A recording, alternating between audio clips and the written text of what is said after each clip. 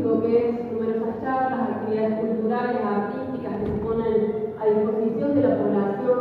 con artistas locales, con artistas de talla internacional, con poetas, con músicos. Vemos que este CILE, este Congreso Internacional de Lengua Española, tiene claramente un carácter político. Y no podemos dejar de contextualizarlo en la visita que hace el rey Felipe VI de España, representante de una institución arcaica, retrógrada, como es la monarquía, heredera del régimen del 78,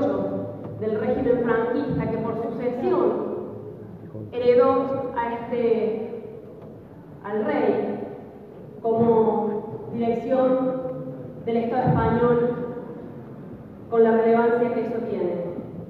A nosotros, la verdad que en Argentina no nos sorprende, porque ya hemos visto gestos de genuflexión del presidente Macri frente al presidente Trump de Estados Unidos, frente al FBI y su representante, Christine Lagarde. Y esto no sería un síntoma, un hecho que va por fuera de esa costumbre del actual presidente. Pero vemos que claramente, tras la mascarada del Congreso Internacional de la Lengua, hay un interés claro en venir a discutir negocios, tanto en lo que hace al comercio bilateral del Mercosur con España, como a los propios capitales españoles. No podemos entonces dejar de rechazar esta presencia en nuestro país y señalar que nos alegramos muchísimo con las inmensas movilizaciones que ha habido contra esta institución monárquica, retrógrada, autoritaria, de más de 26 universidades en todo el Estado español, que han impulsado referéndums para discutir y poner en cuestión la monarquía española. Desde ya que desde aquí nos solidarizamos con los presos políticos catalanes que están siendo juzgados, que han sido encarcelados y por quienes pedimos la libertad. Este Congreso de la Lengua, entonces, creo que tiene que leerse en clave política. No es menor que uno de los principales lingüistas marxistas haya señalado, y me refiero a Mikhail Bakhtin, que la lengua no es un terreno neutral, sino que es el lugar donde se disputan las fuerzas sociales, es la arena de la lucha de clases y también la arena de las luchas de todos los sectores oprimidos, como lo hemos visto en el episodio lingüístico del debate de género. Pero lo que hace a América Latina, Argentina, Córdoba, tenemos que decir que difícilmente nos puede caer bien algunas de las discusiones que se hacen en los congresos internacionales de la lengua española. Y si bien ha habido avances, porque hay que decir que en 1999 la Real Academia Española dejó de considerar barbarismos, es decir, extranjerismos, a los vocablos llamados americanismos. Es decir, que aquellos vocablos que usamos, una parte enorme e importantísima de los hispanohablantes, eran consideradas palabras extranjeras para quienes se disputan el lenguaje oficial. Lo mismo cabe para pensar que en el diccionario panhispánico de dudas, más del 70% de las dudas sobre los usos lingüísticos son sobre aquellas formas de utilización del lenguaje y de la lengua viva que tenemos los hispanohablantes, los y las hispanohablantes. Es decir, que discutir la lengua oficial, que es el carácter, como bien lo señalaban en la presentación de la Real Academia Española, que fija, limpia y de esplendor, cual si la lengua fuera alguna copa de metal que necesita lustrametales. Lo que entraña la discusión de un lenguaje oficial son las múltiples opresiones. Creo que nadie puede negar que en el propio caso del Estado español son tres lenguas, las lenguas y por lo tanto los pueblos oprimidos, como el pueblo gallego Lo mismo podemos decir de las lenguas originarias de nuestra América, que en algunos estados son recién reconocidas hace muy poco, como el aymara y el quechua, en el país vecino, en Bolivia, y hay otras que no tienen siquiera carácter oficial y son habladas, como el quechua, por miles y miles de hablantes. Pero quiero detenerme en el episodio de género de este debate lingüístico, porque cabe decir que la Real Academia Española, con sus representantes aquí sentados, se niegan a reconocer el uso de determinadas formas, alegando que no hay colectivos hablantes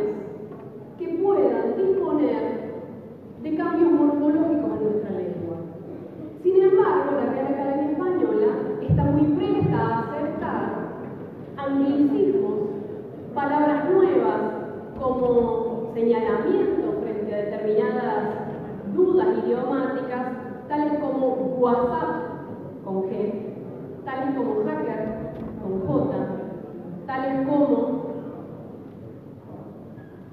algunas otras que ahora no puedo, como tweet, perdón, o como youtubero, que son algunas sugerencias frente a la anglófona youtuber. Y entonces llama la atención que siendo que a nivel mundial hay un fenómeno que es el de las mujeres y una gran e inmensa nueva generación que pone en cuestionamiento el uso de la lengua, que tan livianamente se nos diga que no podemos utilizar, que no se nos puede reconocer el uso de la E, la X o la arroba como parte del lenguaje inclusivo. Entonces, si el argumento es que determinados colectivos hablantes no podemos disponer de ese uso de la lengua, ¿quién se supone que decide y define entonces sobre ese uso correcto de la lengua? Y es ahí donde el uso del lenguaje inclusivo, de las pibas, de los pibis, implica un poner en discusión con un nivel de conciencia sobre el uso del sistema de la lengua, del que quizás deberían estar un poco más contentos y contentas, porque evidencia una reflexión sobre ese sistema que en las escuelas muchas veces se nos hace difícil y complicado, y vaya qué paradoja. Los argumentos no son si ese cambio de la vocal implica alguna diferencia en el cambio funcional, si van a reconocer el objeto directo y el objeto indirecto, sino que el término no marcado es el masculino, cuando es justamente eso que el feminismo pone en discusión, no ahora con la E, sino desde la propia Revolución Francesa, cuando se declararon los derechos del hombre, y una de las primeras y pioneras feministas, Mary Wollstonecraft, puso en discusión y escribió su folleto La Vindicación de los Derechos de las Mujeres.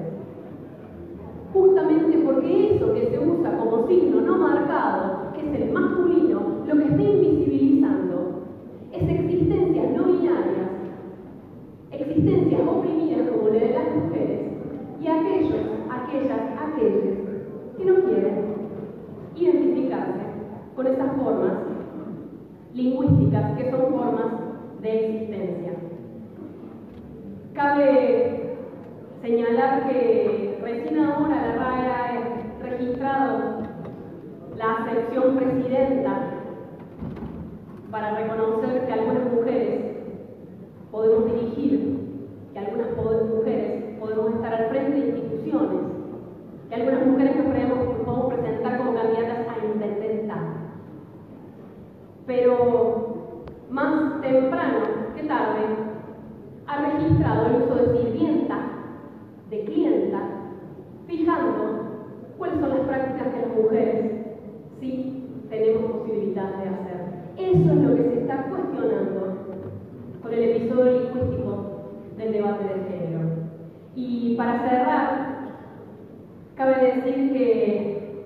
parte de los intereses de que exista una Real Academia Española que es limpia, fija y de esplendor es porque detrás de esos más de 500 millones de hablantes de la lengua española hay un enorme negocio no solo en Estados Unidos, donde este público crece, sino en toda América, de publicaciones, de producciones, de escrituras, que obviamente están interesados junto al mercado de la enseñanza del idioma español, que están interesados en sostener. Por eso, para cerrar, voy a decir y pedir libertad a los presos políticos catalanes por el imperialismo de toda forma y contenido de América Latina. Muchas gracias, RAE. Les pibis, te saludamos. Besitos.